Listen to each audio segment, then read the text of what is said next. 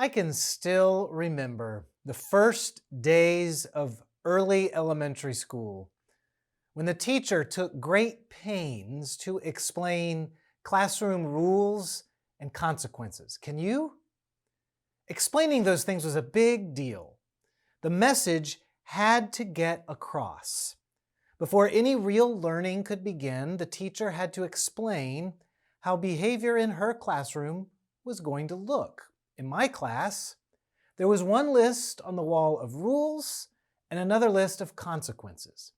In those days, if you broke a rule, the consequences entailed having your name written on the chalkboard in front of class. If you transgressed again, the teacher would go and place a big check mark beside your name. That was bad. If that happened, a note would go home to your parents. I'm somewhat embarrassed to admit that if you had walked into one of the classrooms at South Fork Elementary School in Winston-Salem, North Carolina on any given day, you would have known if I was in there because Phillip Martin would have been practically engraved on the blackboard. But never a check mark. I learned pretty quickly, like several others of us, exactly how much I could do to get that one warning and then go no further. For my daughters, who recently finished elementary school, the system has changed somewhat. Rather than simply punishing bad behavior these days, teachers are just as likely to reward good behavior, and they indicate this by moving a clothespin that has your name on it up or down on a rainbow that is displayed in the room. Everyone starts each day on green, a nice benign color. Do something good, and you clip up, as they say, to yellow and orange. Break the rules, and you clip down to blue or, God forbid, purple. I had to laugh at what one of my daughters said one year when she was thinking about the following year of school. Very matter-of-factly, she remarked, "In second grade, the teacher won't give you a warning. If you do something wrong, you just clip down." I thought to myself, I guess second grade is where it starts to get real. Whether that's true or not, it's clear that the message has gotten across. This is how you are to live and learn in the classroom. It's gotten across so well, in fact, that my girls have made their own version of the rainbow chart and hung it in their playroom. I'm not going to tell you where my clothespin is right now. When the Israelites are delivered from their captivity in Egypt and they make their way with God's mighty help through the waters of the Red Sea, Moses goes up Mount Sinai to meet with the Lord.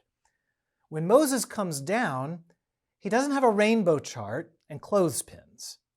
He has 10 very powerful, life-giving words that will eventually get engraved in stone.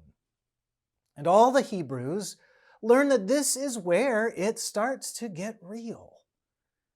Every aspect of Hebrew culture and faith will come to be built on these 10 words of life, which come to be known as the 10 Commandments.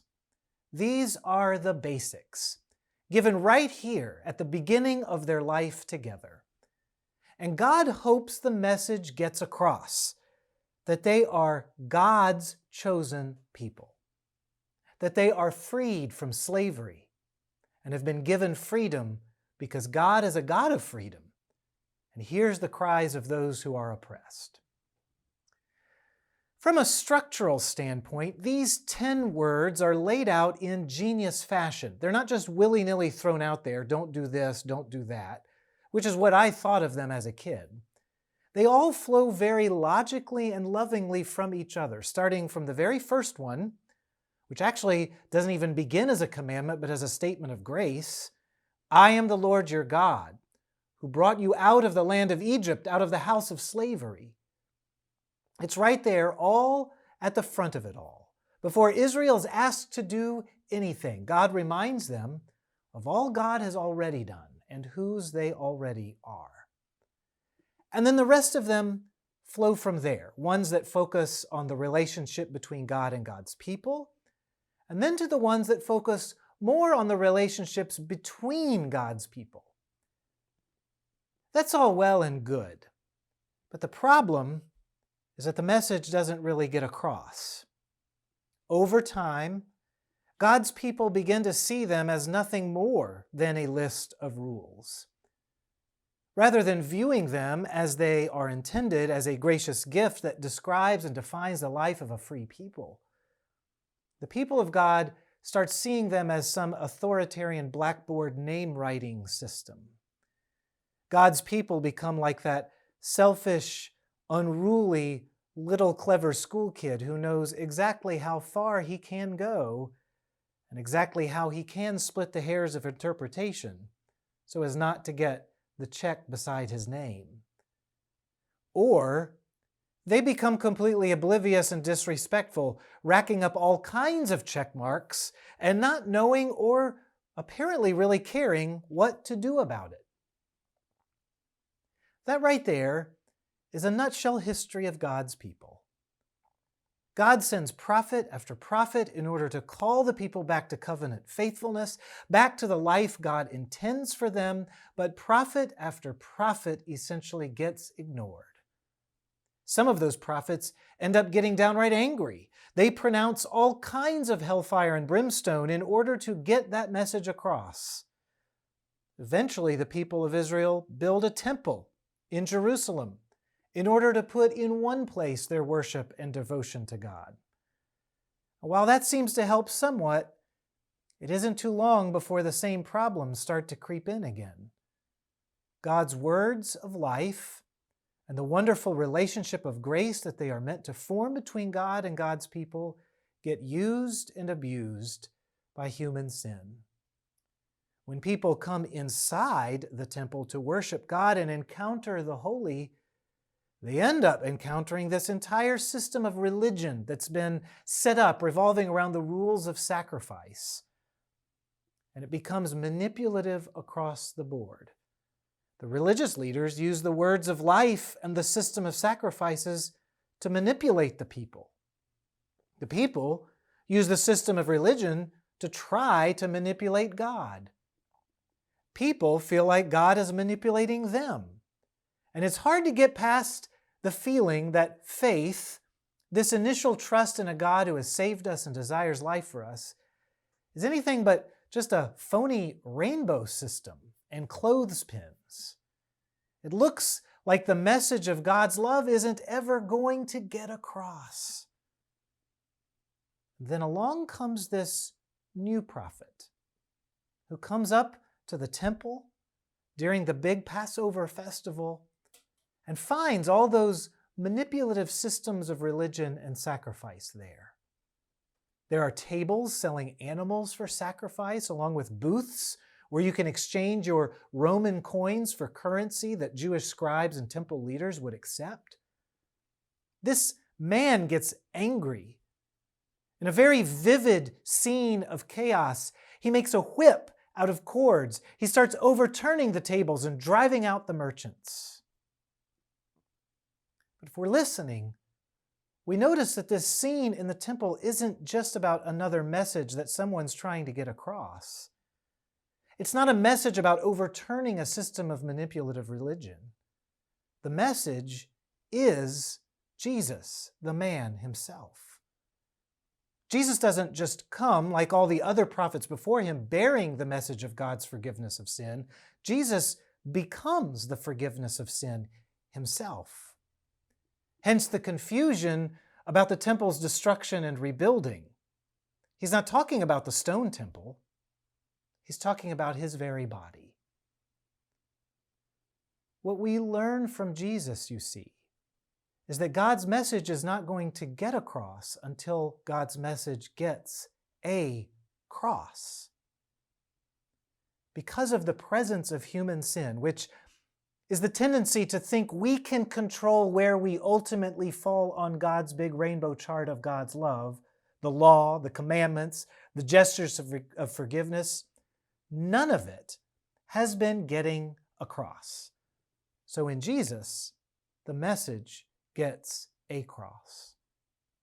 All of the things that stand in the way of a direct relationship with God, all those systems and rules and guilt and shame, die forever on the cross of Jesus.